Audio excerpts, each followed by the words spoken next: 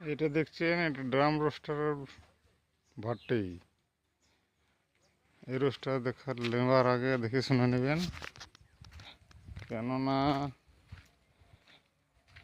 এই drum roaster খুব একটা কার্যকারী না।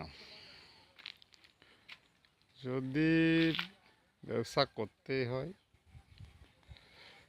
তাহলে একটু বড় সড়ো দেখিয়ে নেবেন, যেমন রিং রোস্টার 9.5 ফিট 10 ফিট व्यवसाय करार जन्य धंधा तो करना है तो अच्छी तरह से कीजिए। ये छोटा मोटा लेके कोई काम नहीं होगा आपसे। और करना है तो इससे ही सोच लो, इससे ही करना है तो अपना के कड़ाई मशीन व ड्राई मशीन लेना पड़ेगा। इसका चावल भाजने के लिए बहुत सूखा चावल होना चाहिए,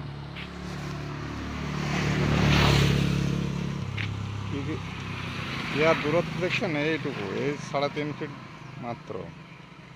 এই তো ড্রাম, এর ভিতরে আর একটা ড্রাম আছে একদম সরু।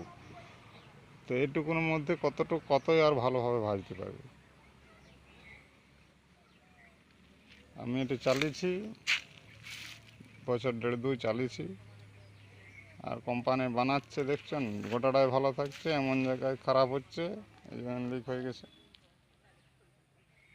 একটু খারাপের জন্য গোটা রোস্টারটা ফেলে দিতে হচ্ছে। দেখে শুনে কোম্পানি দেখে শুনে নেবেন।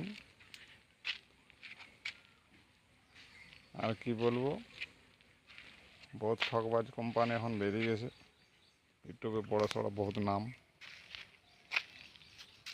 তাই আমি বানাতে বাধ্য হইলাম। এই বহুত কষ্ট আমি চালিয়েছিলাম।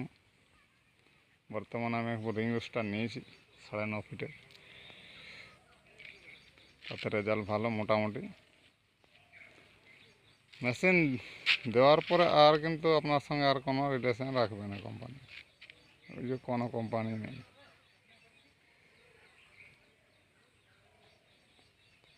যারা আদি পুরনো বানাচ্ছেন দেখে শুনে নেবেন, ঠকবাজ কোম্পানি বহুত।